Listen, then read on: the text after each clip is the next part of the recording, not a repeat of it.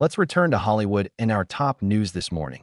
Diane Keaton, 79, died, shocking the industry and fans. Diane Keaton died gently. Hollywood was astonished by a Jack Nicholson detail hours later. Those who knew both privately shared a confession that left listening dumbfounded. The anguish for Diane Jack's narrative changed everything. His lifelong secret was revealed when the world was too late to respond. Mourning hospital death for Diane in Los Angeles. A family member contacted the paramedics when she had trouble breathing. Medical reports indicated acute pneumonia. She was not in a coma or treated for long. Within 3 hours of hospitalization, the doctor declared her death. Diane lived normally at home a few days earlier. She had no job schedule or press appearances, according to friends. Diane's condition worsened drastically after 2 weeks. Her family respected her decision not to see more specialists. I think Diane saw it coming. Carol Bayer-Sager, longtime friend, said soon. She didn't speak, but her gaze and silence were odd.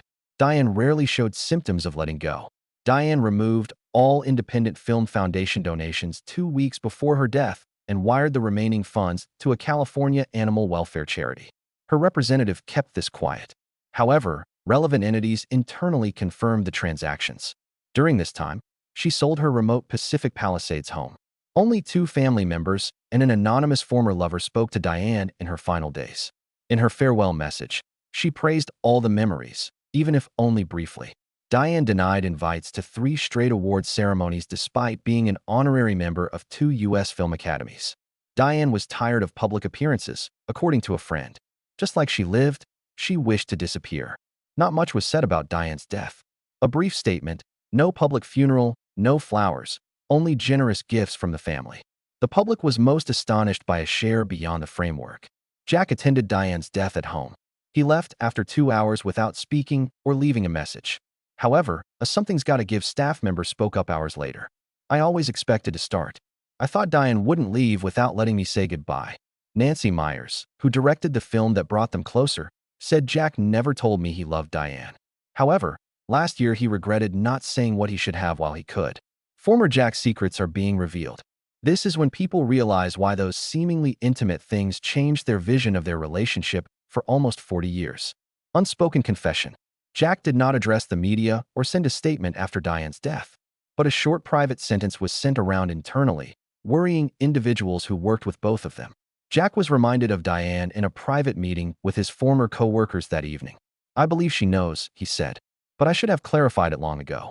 Everyone knew what he was talking about, so no one asked again. Jack had seldom been seen lately. The 2 last met at a private event in April with past co-stars and a director. Jack walked slowly and spoke little. However, when Diane entered, he sprang up and remarked, "You make me feel alive." Since it was the only time he broke the distance since the last picture, the comment was comprehended. A witness said Diane laughed, but was emotional. She nodded with her hand on Jack's shoulder.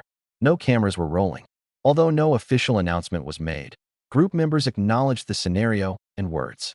Jack sent Diane a tape using ancient equipment, the same way he wrote lines for past parts, shortly after this happened. Although his voice was raspy, his intonation was clear. I didn't tell you it earlier since I didn't consider it necessary. I was mistaken. Someone may need to know how much they meant to them. A relative who lived with Diane said she listened to the recording often. She silently placed the recording on her hard disk without responding by letter or phone. Diane soon withdrew all revenues from a Jack picture and returned them to a mother-named nonprofit. The amount is likely a part of the work's internet re-release, in which Diane no longer needs copyright. Jack offered Diane this amount, but contractual requirements prevented it, according to insiders. A person who controlled their collaborative film project's finances said, "It's not about money. He uses it to say what he doesn't want to." In a private meeting at director Nancy Meyers' home last year, Jack calmly said, "I once acted in a love scene with her, and then I found out what I did in the movie was true." Nancy verified that answer following Diane's death. "I knew he was saying the truth then." Jack had many problematic relationships, but had never addressed Diane privately for nearly 20 years. Recently revealed words and behaviors suggest this is a lasting feeling. A former Something's Gotta Give post-production assistant said Jack asked the filmmaker to keep the closing sequence, in which he stared at Diane without speaking, 30 seconds longer. He didn't want his character to leave quickly.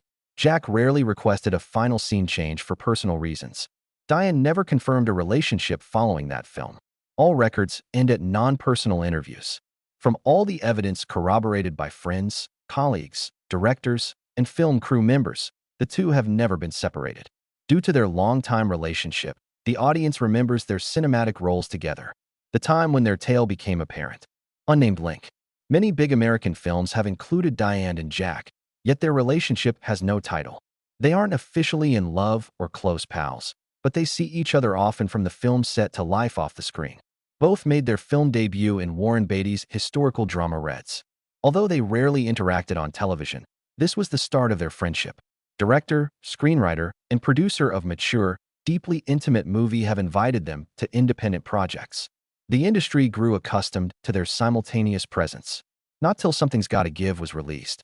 Diane and Jack's bond was more noticeable. This is one of the few romantic films with two over 50 leads. They play the male and female leads and create a dialogue atmosphere so natural that many think they are sharing the film's emotions.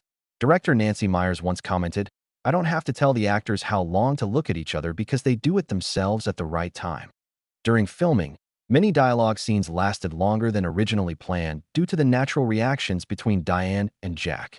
The sound technician had to adjust all the recording equipment to keep up with the unscripted dialogue that the two added themselves. After the success of the film, they continued to maintain contact even though they no longer worked together. Diane was often invited to speak at award ceremonies where Jack was present.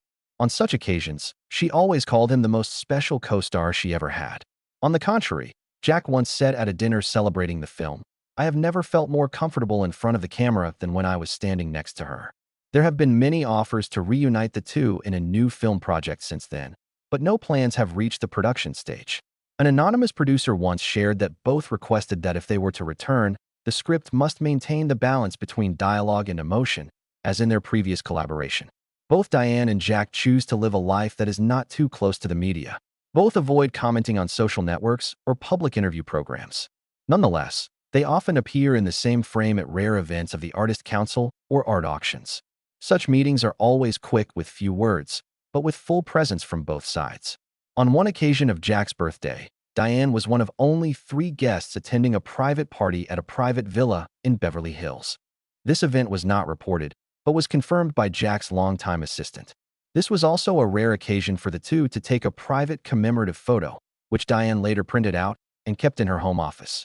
No one ever called their relationship a friendship or a love affair. Those who worked with both agreed that Diane and Jack had a special kind of connection, independent of circumstances, time, or social position. Whenever one of them appeared, the other always seemed to be somewhere nearby. Neither of them had ever married. Diane quietly adopted 2 children. Jack had children with several women, but lived alone for many years. Their separate lives did not overlap, but they were not completely separate. And when looking back at Diane's life after her death, those who knew her agreed that everything she did, whether choosing roles or choosing a way of life, followed a certain principle. Independent, clear, and unconventional. It is from that principle that Diane's journey has become a memorable part of American cinema. A life lived on her terms. Diane is not only known as a famous actress, but also as someone who actively takes complete control of all her life choices. She does not work according to market trends, does not build an image based on fame, and does not allow herself to depend on anyone to survive in the entertainment industry. From her first supporting roles on stage to her Oscar for Annie Hall, Diane has always maintained a unique style. She is not boxed into any type of character, nor does she let age affect her choice of script. When she accepted the lead role in a romantic film in her 50s, Diane did not see it as a rare opportunity, but as the next step in line with the path she has built. Although she has appeared less in recent years, Diane has not withdrawn from the industry. She still participates in small projects, collaborates as a consultant or curator of content. When not in front of the camera, she chooses to live at home, raise pets, tend gardens, and write books. Diane has publicly shared about adopting 2 children, making it clear that she did not wait for a romantic relationship to start a family. She made this decision in middle age after a long period of focusing entirely on work. Diane's children grew up outside the media's observation, studying and living like normal people. This is how Diane established a clear distance between her fame and her private life. For many years, Diane kept a daily journal. She did not use social media, did not have an official personal page, and refused most offers of advertising or commercial media cooperation. Many in the industry described her as someone who communicates through work rather than words. The rare times she appeared at major events were selective and limited in time. Outside of cinema, Diane devoted most of her fortune to charitable activities, mainly related to animal protection, elderly care, and supporting single mothers. She did not publicly announce these activities. Most donations were made under the name of private foundations not associated with her personal image. Regarding health, Diane once spoke publicly about her treatment for early-stage skin cancer and eating disorders in the past. She shared that experience in a single interview and then did not mention it again. For Diane, health was not something to be recounted, but something to be resolved decisively and not at the center of any story. In her final years, actively cut back on many social relationships. She did not attend parties, refused film crew reunions, and minimized appearances at premieres. Some people believe that Diane did not want to be seen in her poor health, but those close to her confirmed that it was just a normal choice of someone who wanted to live at her own pace. Diane always worked with a fixed group of associates, unchanged over the years. All financial, legal, script, and media decisions were directly approved by her. In contracts, Diane had a habit of asking for a clause that allowed her to proactively withdraw from a project if she felt it was not suitable. Not because she wanted power, but because she did not want to contribute to anything she did not completely believe in.